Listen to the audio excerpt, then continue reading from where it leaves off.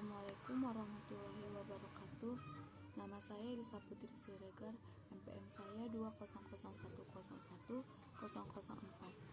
Di sini saya akan menjelaskan tentang pembinaan dan pengembangan. Pengertian pembinaan. Pembinaan adalah secara umum diartikan sebagai usaha untuk memberi pengarahan dan bimbingan guna mencapai suatu tujuan. Dan ada beberapa jenis pengembangan. Contohnya, satu, pengembangan manajemen.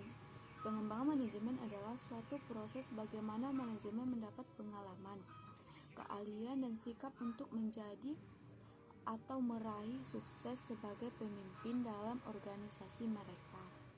Karena itu, kegiatan mereka pengembangan ditunjukkan membantu karyawan untuk mendapat mengenai jawaban yang di masa mendatang dengan memperhatikan tugas dan kewajiban yang dihadapi sekarang.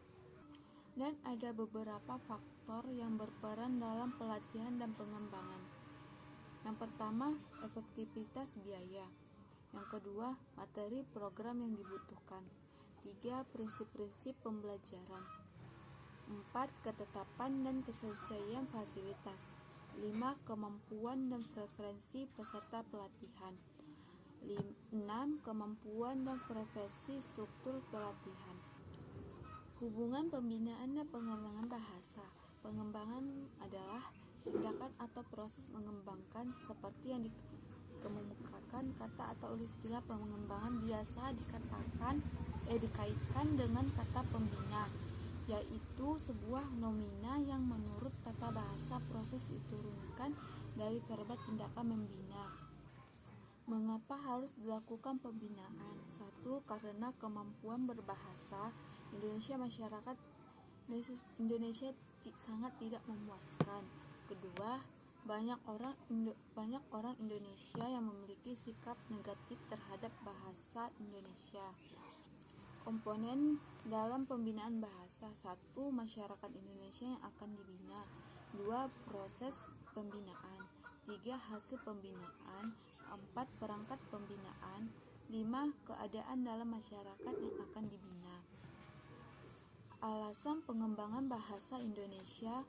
1. Bahasa Indonesia memiliki 3 situs politik, yaitu sebagai bahasa nasional, bahasa persatuan, dan bahasa negara.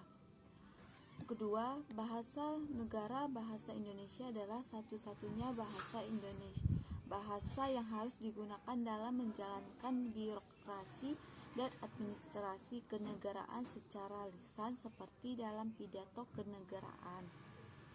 Oleh karena itu, perlu ada penyempurnaan dari tataan, fonologi, ejaan, morfologi, kosakata, dan sebagainya. Tujuan pengembangan untuk membuat bahasa Indonesia secara linguistik menjadi lengkap dan sempurna, sehingga dapat memenuhi tugasnya sebagai bahasa negara. Tugasnya sebagai bahasa negara yakni bahasa yang digunakan untuk menjalankan aktivitas kenegaraan. Kedua, untuk menjadikan bahasa Indonesia menjadi bahasa yang satu, modern, baku, dan cendekia. Fungsi pengembangan. Pengembangan bahasa Indonesia berfungsi sebagai 1. Yang mengarahkan bahasa Indonesia menjadi bahasa yang satu. Kedua, yang mengarahkan bahasa Indonesia agar menjadi bahasa yang modern.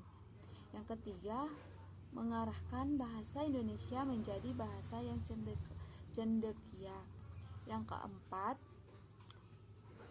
pembinaan dan pengembangan kebudayaan nasional. 5. Pewarisan nilai-nilai kebudayaan nasional. Target kegiatan pembinaan bahasa. 1. Penumbuhan sikap positif dalam berbahasa Indonesia. Dapat dilihat dari komponen perilaku. Contohnya, mengajari seorang anak yang umur 2 tahun. Kita mengajarkan dengan berbahasa Indonesia yang bagus. Seperti contohnya, minum. Kita tidak boleh dibilangkan minum, tetapi harus dibilang dengan jelas minum agar anak dapat mengerti bahasa. 2. Meningkatkan kegairahan anak, seperti bermain dengan anak-anak yang lainnya. 3. Meningkatkan keikutsertaan. Segitu penjelasan saya tentang pembinaan dan pengembangan. Bila ada salah kata, saya mohon maaf. Assalamualaikum warahmatullahi wabarakatuh.